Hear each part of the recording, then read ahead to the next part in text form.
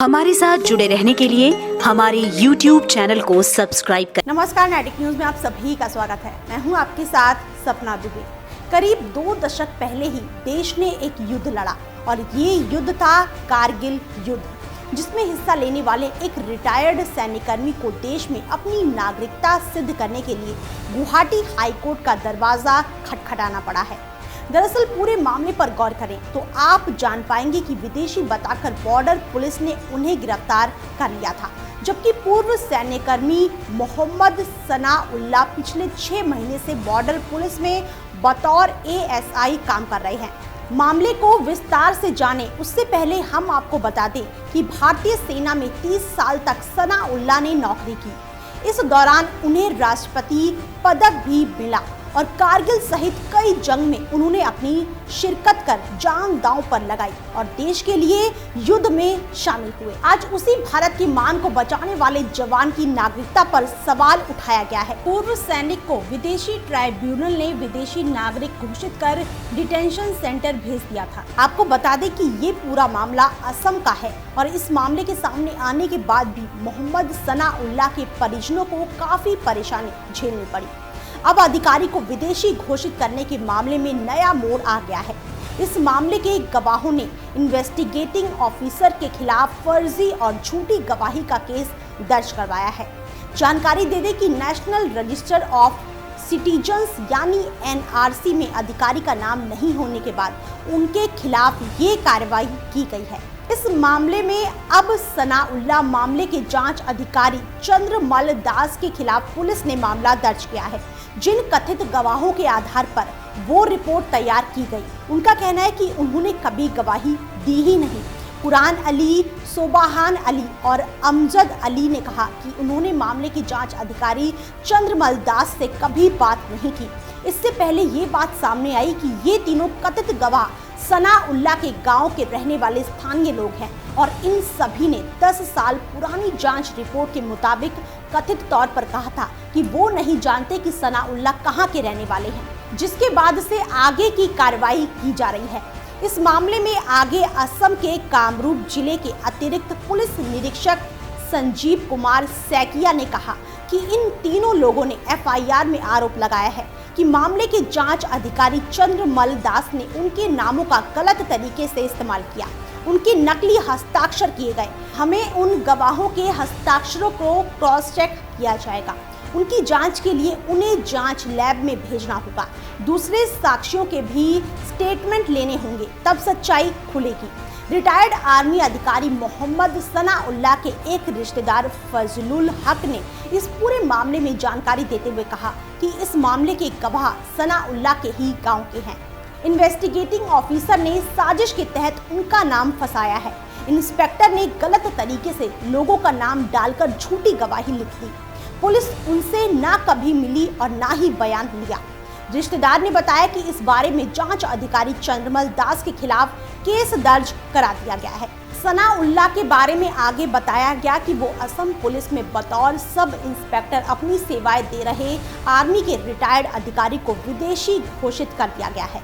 सनाउल्लाह कारगिल की जंग में अपनी सेवाएं दे चुके हैं और ऐसे जवान को फॉरेनर्स ट्राइब्यूनल की तरफ से विदेशी करार दिया गया है। आपको बता दें कि सनाउल्लाह की नागरिकता को लेकर उठा ये मामला अब तूल पकड़ता जा रहा है, लेकिन आपको जानकर बड़ी हैरानी होगी कि सनाउल्लाह ने अपने करियर के पहले पड़ाव में सेना में रहकर देश की सेवा की, तो अब वो असम पुलिस में रहकर सब इंस्पेक्टर के तौर पर देश की सेवा में तैनात है। 52 साल के मोहम्मद सनाउल्लाह 2 साल पहले 2017 में आर्मी से ऑनरेरी कैप्टन के पद से रिटायर हुए और फिर वो असम पुलिस के बॉर्डर विंग में सब इंस्पेक्टर की पोस्ट पर थे। जोधपुर, दिल्ली, जम्मू कश्मीर, सिकंदराबाद, गुवाहाटी, पंजाब, मणिपुर जैसी जगहों पर सनाउल्लाह अपनी सेवाएं दे चुके हैं। सनाउल्लाह की नागरिकता पर सवाल खड़े करते हुए असम के कामरूप जिले के कलाही काश गांव से गिरफ्तार किया गया। सनाउल्लाह को डिटेंशन कैंप में नजरबंद कर दिया गया था। बाद में मोहम्मद सनाउल्लाह को असम की राजधानी गुवाहाटी में ग्वालपाड़ा नजरबंदी केंद्र से रिहा किया गया।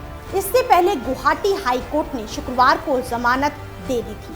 उनका नाम पिछली साल जारी एनआरसी की पहली ड्राफ्ट सूची में नहीं था, जिसके बाद उन्हें नोटिस जारी किया गया। आपको बता दें कि मामला फॉरेनर्स ट्राइब्यूनल पहुंचा था। सनाउल्लाह ने पिछले साल ही राज्य पुलिस की बॉर्डर विंग को ज्वाइन किया था और इस बॉर्डर विंग असम में 25 मार्च 1971 के बाद आए लोगों की पहचान की गई और इस संबंध में 23 मई को यहां के बोको में स्थित फॉरेनर्स ट्राइब्यूनल ने आदेश जारी कर जानकारी दी कि सनाउल्लाह 25 मार्च 1971 की तारीख से पहले भारत से अपने जुड़ाव के सबूत नहीं दे पाए। साथ ही उनके पास इस बात का भी सबूत नहीं था कि वो जन्म से ही भारतीय नागरिक हैं। सनाउल्लाह के वकील और रिश्तेदार शाहिदुल इस्लाम का कहना है कि सनाउल्लाह की जन्म तिथि और उनके सेना में भर्ती की तारीख में अंतर है। उन्होंने बताया कि पिछले साल पब्लिश हुए नेशनल रजिस्टर ऑफ सिटीजनशिप में से नाम गायब होने के बाद ही उन्हें पता चला कि नागरिकता को लेकर उनका केस अभी लंबित है। इससे पहले उन्हें कभी भी बॉर्डर पुलिस की तरफ से नोटिस नहीं मिला। सनाउल्लाह के चचेरे भाई अजमल हक के मुताबिक सनाउल्लाह ने 1987 में सेना ज्वाइन किया था। वो जम्मू कश्मीर में अपनी सेवाएं दे चुके हैं और कारगिल युद्ध के समय वहीं पर थे। 2014 में राष्ट्रपति की तरफ से सर्टिफिकेट देकर जूनियर कमीशन ऑफिसर की पोस्ट पर प्रमोशन हुआ था। सनाउल्लाह की बीवी सलीमा बेगम ने इस पूरे मामले पर कहा कि 30 साल सेना में काम करने के बाद और 6 से 7 महीने बॉर्डर पुलिस में काम करने के बाद मेरे पति को विदेशी घोषित कर दिया गया है। हमें क्या करना चाहिए, मैं कुछ भी नहीं जानती। पिछले साल उनका नाम NRC में नहीं था। मेरे पति को कस्टडी में ले लिया गया है। सनाउल्लाह के परिवार ने कहा कि हमें हाई कोर्ट से न्याय मिलने की उम्मीद है। उनके परिवार का आरोप है कि सनाउल्लाह को साजिश के तहत फंसाया गया है। अब हम आपको सनाउल्लाह के बारे में कुछ अहम जानकारी दे देते हैं। सनाउल्लाह 1987 से सेना में कारगिल युद्ध में भी शामिल रहे। सनाउल्लाह सेना से लेफ्टिनेंट के रूप में रिटायर हुए। सनाउल्लाह को विदेशी ट्रिब्यूनल के आदेश के आधार पर विदेशी माना गया। बॉर्डर पुलिस ने उन्हें गिरफ्तार किया। बॉर्डर पुलिस से जुड़ने के पहले सनाउल्लाह ने 30 साल सेना में काम किया। सेना में रहते उन्हें कैप्टन बनाया गया। बोको पुलिस स्टेशन के अंतर्गत आने वाले कोलोही गांव के रहवासी सनाउल्लाह राष्ट्रपति पदक से सम्मानित किए गए। 2008 से उनके खिलाफ ये विदेशी वाला मामला चला आ रहा है। सनाउल्लाह ने चंपूपारा शासकीय हाई स्कूल से अपनी स्कूलिंग की। फिलहाल इतना ही। बाकी ऐसी और खबरों के लिए आप वीडियो को लाइक और शेयर करने के साथ साथ चैनल को सब्सक्राइब करना ना भूलें।